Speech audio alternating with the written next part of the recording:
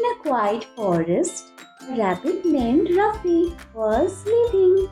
He was small but very brave.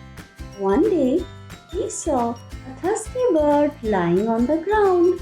Ruffy quickly hopped to a nearby stream and carried water in a big leaf.